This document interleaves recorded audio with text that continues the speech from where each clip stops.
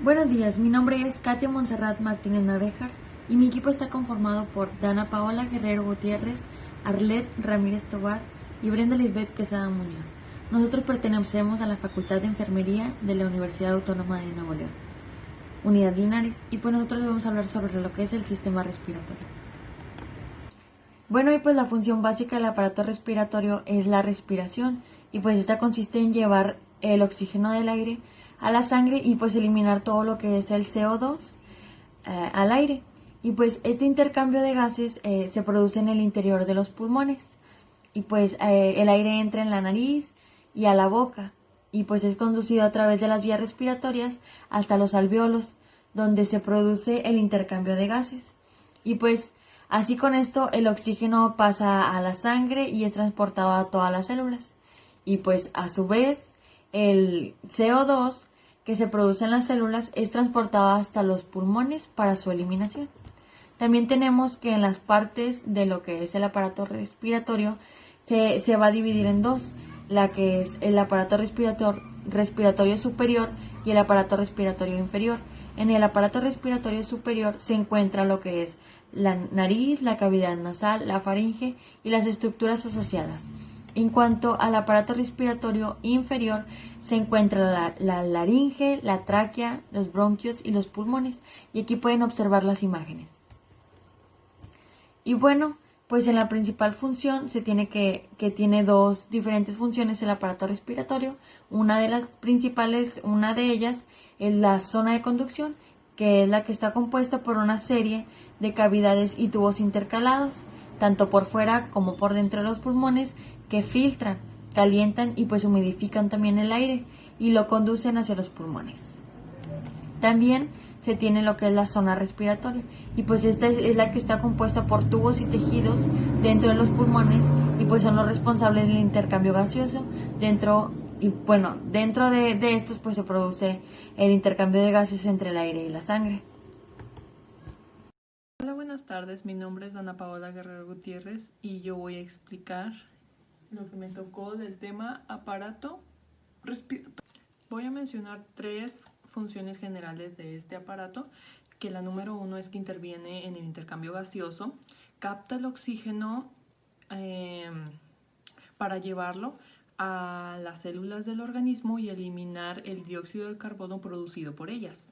La función general número 2 es que ayuda a regular el pH sanguíneo.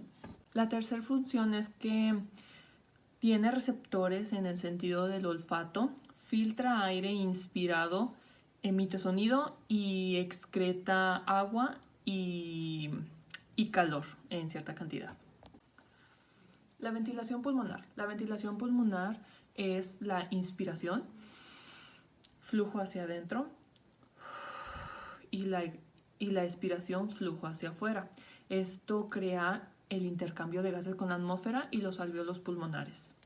La respiración externa o pulmonar es el intercambio de gases con la sangre, que circula con los capilares sistemáticos y la circulación de los capilares pulmonares a través de la membrana respiratoria.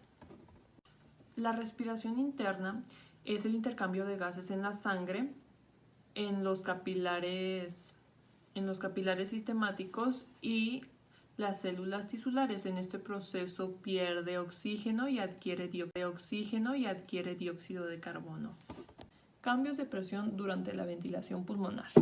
El aire ingresa en los pulmones cuando la presión de aire que hay en el interior es menor la presión atmosférica. El aire que sale de los pulmones cuando la presión está dentro de ella es mayor la presión atmosférica. Para explicar estos dos puntos vamos a ocupar de nuestro monito lo que es la inspiración y la expiración. La inspiración es el ingreso de aire hacia nuestros dos pulmones. En esta actividad, los pulmones se desplazan hacia afuera, el diafragma se contrae, el tórax se expande y la presión alveolar aumenta. Para la expiración, que la expiración es la expulsión de aire de nuestros dos pulmones, el hacer esto hace que los dos pulmones retrocedan, se vayan en dirección interna o a su posición original, el diafragma se relaje y la presión alveolar disminuya, lo que impulsa el aire hacia afuera de los pulmones.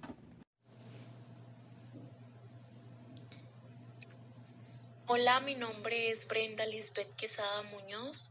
Bueno, yo voy a hablar sobre la ley de Dalton. Bueno, de acuerdo a esta ley, cada gas en una mezcla de gases ejerce su propia presión como si fuera el único. La presión total de la mezcla se calcula en forma simple sumando todas las presiones parciales, y la presión atmosférica es la suma de las presiones de todos los gases. También voy a hablar sobre la ley de Henry. Establece que la cantidad de gas se va a disolver en un líquido es proporcional a la presión parcial del gas y a su solubilidad. La ley de Henry explica los trastornos secundarios a los cambios en la solubilidad del nitrógeno. Este gas no cumple funciones en el cuerpo y una proporción muy escasa se disuelve en el plasma porque su solubilidad sobre ese nivel del mar es baja. Voy a hablar sobre el transporte del oxígeno. Sabemos que el oxígeno no se disuelve fácilmente en el agua, de manera que solo 1.5% del dióxido de carbono inspirado se disuelve en el plasma, compuesto en su mayor parte por agua. Cerca del 98.5% del dióxido de carbono de la sangre está unido a la hemoglobina en los eritrocitos. Cada 100 milímetros de sangre oxigenada contiene el equivalente a 20 milímetros de dióxido de carbono gaseoso.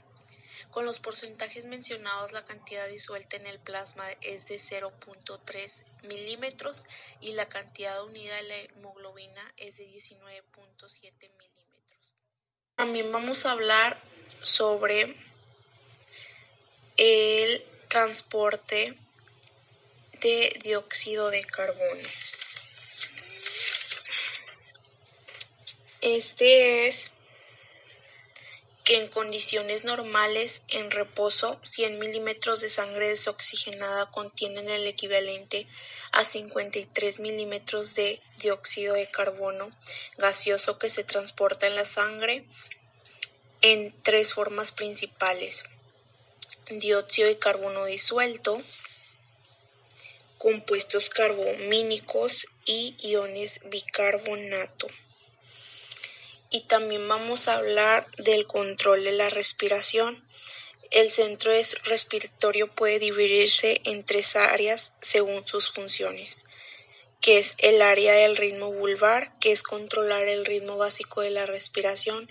Hay áreas inspiratorias y expiratorias dentro de esta región.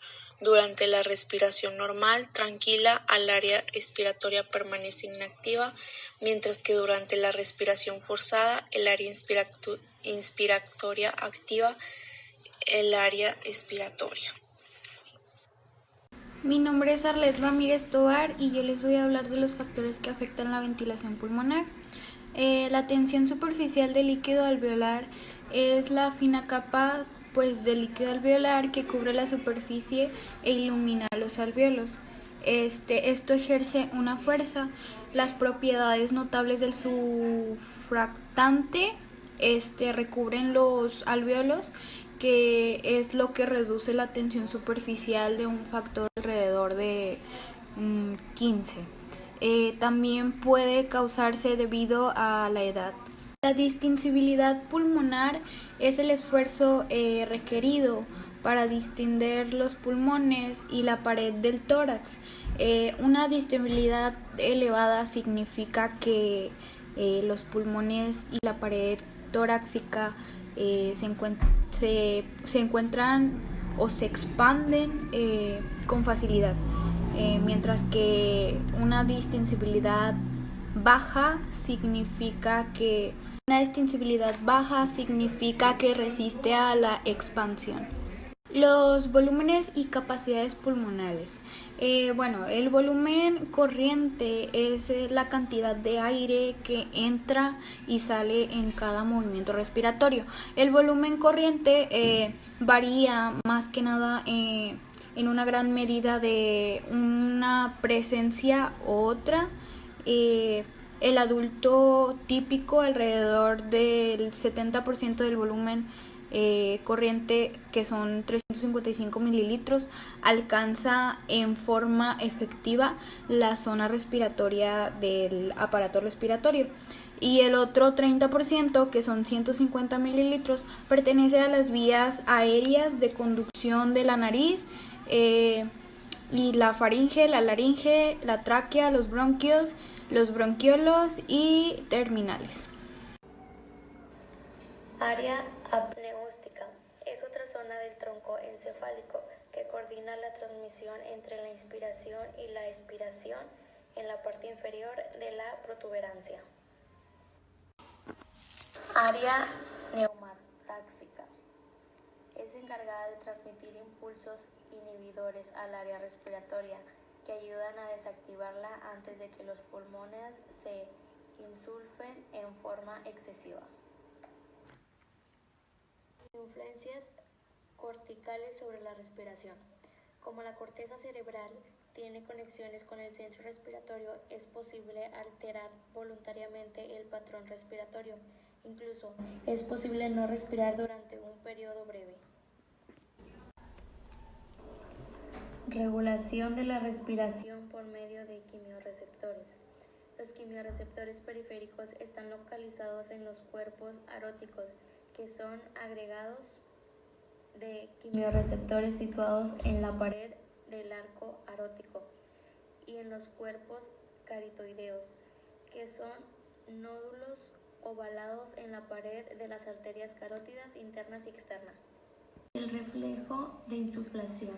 Este reflejo es un mecanismo de protección para impedir la insuflación excesiva de los pulmones, más que un componente de la regulación normal de la respiración.